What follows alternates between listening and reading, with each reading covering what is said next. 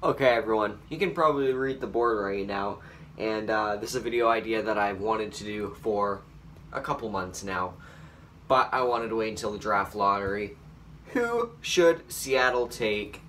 Comment down below. So yeah, comment down below who you think the Seattle Kraken should take at this NHL draft, and I'm going to tell you who I think, so let's hop into it. What's up, everybody? Welcome back to Bandwagon Sports. Today I'm going to be doing a, kind of original video. I would like to think I'm going to be comparing my NHL draft rankings, which are right here. The first 15 at least. I'm going to be comparing the top 15 of my draft rankings to the Hockey News draft rankings. I just got this magazine about a week ago. I have taken a quick skim through the rankings. Definitely a lot of things I don't agree with, and that will be coming when I look at these draft rankings, my own at least. And my draft rankings are probably about a month old, so do not insult me too badly. I haven't updated them in a while, but this is the only printed copy I have of them, so it's the copy I got to work with. So anyways, let's begin here.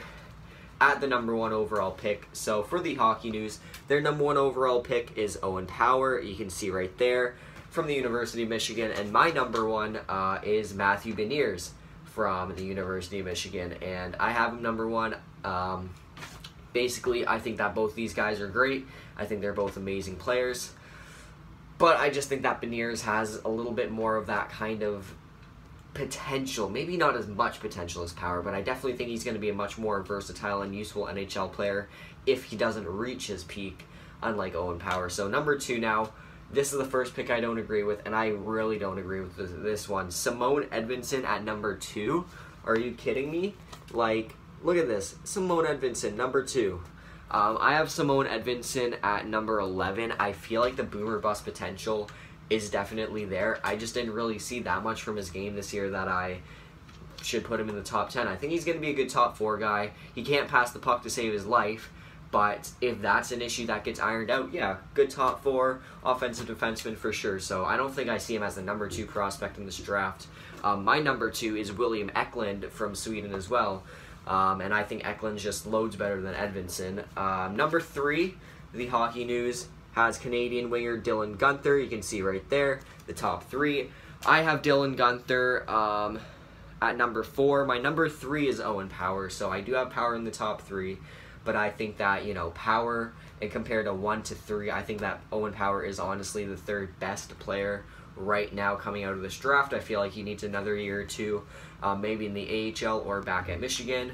Well, I feel like Beniers can maybe come over and make an impact right away. Yeah, let's move on. Number 4, Hockey News has Swedish winger William Eklund. I'm okay with that. At least Eklund's in the top 5. My rule is if you put Eklund in the top 5, I'm okay with that. At number 5 or number 4, I have Dylan Guenther. So Hockey News has Guenther at 3. I have him at 4. I have Eklund at 2. They have him at 4. I'm okay with that 100%. Just slightly different variations of kind of the top 5 mainly, except for Simone Edvinsson, who I have at 11. And at number 5 now, the Hockey News has Matthew Beniers. You can see right there, Matthew Beniers. I have him number 1, obviously. At number 5, I have Jesper Wallstedt. And I think Jesper Wallstedt's a super underrated player in this mock draft just because he's a goalie. I think in terms of talent, Jesper Wallstedt has top 5 talent and definitely top 5 potential in this draft. I think he'd be the best player slash goalie coming out. I think Jesper Wallstedt could be the best thing that came out of this draft, personally. And again, I have Beniers at 1, so quite a bit of a difference there between me and the Hockey News, but that's okay. At number 6, the Hockey News has Luke Hughes. You can see there. I'm okay with that. That's totally fine. At number 6, I have Kent Johnson. I feel like Kent Johnson's just very good. Not much of a defensive game for Kent Johnson, but definitely a player who I feel could make a huge offensive impact in the NHL one day, so that's an okay pick.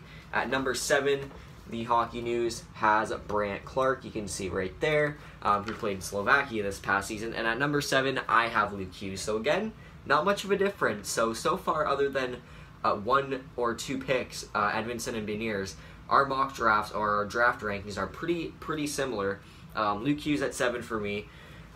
Brant Clarke at 7 for them. Pretty good, pretty even ranking. I really like Brant Clarke. I think he's a top 10 player in this draft. I just don't think, I just think that Luke Hughes is slightly better, which they do too.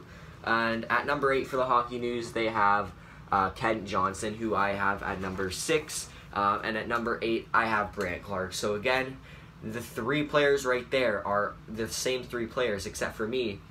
They're in a different order. So I got Johnson, Hughes, and then Clarke, and they got Hughes, Clarke, and then Johnson. So pretty much just a reverse order, but that's okay because they're basically the same exact ranking. So let's move on to number 9. We're going to the next page now, and this I think is the biggest deviation I have between our 2 draft rankings. At number 9, they have Canadian Mason McTavish. Now, I would rank Mason McTavish a little bit higher than I have him here. Still not a lot higher. I have Mason McTavish number 29. I mean, this was before the U18s when I made and finalized these draft rankings. So 29, I'd probably move him up to maybe the low teens, high 20s, but still not a lot of movement for me personally. I think that Mason McTavish is a great player. I think he'll turn into a great top 6 sniper. I mean, he's awesome. I just don't really see it there. At number 9, I have Chaz Lucius, who I think is a much better option than Mason McTavish. In any world, I think Lucius is a better player, he's basically a better version of Mason McTavish, I think. So, number 10, Hockey News, they have Chaz Lucius, which I'm okay with that as well. I have Lucius at 9. At number 10, I have Fabian Lysell. I think Lysell's a great player as well, just really offensive, defensive, like a great two-way kind of speed, skill kind of guy. So really good player, really underrated in this draft, just because he's playing in the SHL and isn't putting up amazing numbers because of ice time. But Chaz Lucius, he put up a goal per game this year. Like, that's insane. So number 10, that's okay. At number 11, the Hockey News has goaltender Jesper Wallstedt. So quite a bit of deviation there. 6-pick deviation. I have Wallstedt at 5. They have him at 11. Like I said earlier, I have Simone Edvinsson at number 11. Just because I feel like Edvinsson, like a boomer bust type of player, I feel like if he, he just becomes a solid NHLer, good top 4 offensive defenseman, it's going to be there. At number 12, this is a perfect pick, and they actually have this guy ranked higher than I do. Fyodor Zvechkov, the Russian center. I love Fyodor Zvechkov. I currently have him ranked number 20, it says here, but I think I have him at 15 or 16 right now. So again, the Hockey News has him higher than me. Good on them. I love that. I love Fyodor Zvechkov recognition. One of my favorite players in this draft. Just a great underrated two-way game. One of the best defensive games in this draft. You could kind of compare him to an Anton Lundell for last year's draft, and I just love Fyodor Zvechkov. At number 12, I have Aatu Räty. He probably drops a little bit, maybe to 17 or 18 in my brand new draft rankings, which I have to make before the draft, so I will get on that. But I definitely think that Zvechkov and Räty, good defensive players. I think that Zvechkov though is a better version of Räty, mainly because he has more of an offensive game and more offensive potential. So that's good. Number 13 now. 3 more picks to go. And number 13 is Cole Sillinger. At number 13. Oh, why do I say 13 so much? Jeez. But 13, Cole Sillinger. At number 13, I have Oscar Olausson from Sweden. Just both really good players. Cole Sillinger, more of an offensive player playing for CU Falls. Really good shooter. And Oscar Olausson, just, again, another really good shooter. Both really good shooters. Similar size. Really not a lot of deviation between the two. At number 14 now for the Hockey News, they have a Russian center/winger, Nikita Chibrikov. And I have, at number 14, Zachary Leroux from the QMJHL. I think that Zachary Leroux had a pretty underrated season. I think he's definitely a top 15 prospect in this draft. He put up the points. He's a good two-way power forward kind of player who's kind of like a Tom Wilson if you really think about it. He really gets under players' skin. He really can, he definitely can do that. I really do like Leroux, and I think that he's going to be a great top 6 player one day. So now moving on to the final pick from the Hockey News that I'm going to review, and that is number 15 because that is the lottery. and that is Canadian defenseman Corson Kuhlman's at 15. I have Corson Kuhlman's down quite a bit. I don't even know where he is. I think I have him higher in my new draft rankings, but yeah, I have him ranked 47th here. Definitely gonna have to bump him up in my new draft rankings, but I really did like what Corson Kuhlman's did in the U18s and Junior A for Brooks. I just really liked all of it. The U18 tournament was kind of the real pusher for me to put Kuhlman's in my first round. If he didn't perform, I was going to keep him in the second, maybe early second, but he had a great U18, so I definitely have to put him in the first round.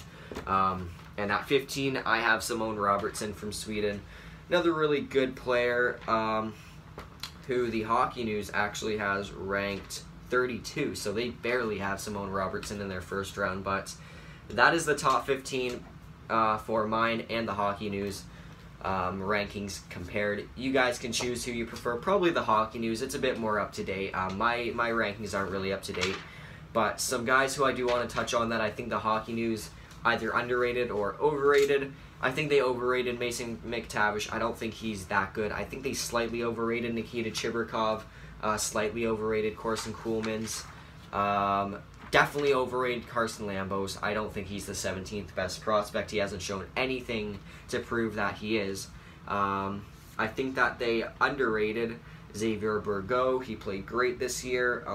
Excellent player, Xavier Bourgault. I think they definitely underrated Fabien Lysell. Fabien Lysell is sitting at 27, and he's a guy who could be easily a top 5 pick in this draft, so having him at 27 is not very good. He has excellent and kind of endless potential. They overrated Zach Dean, who's at 29. I see him more of a mid-second, late-second kind of guy.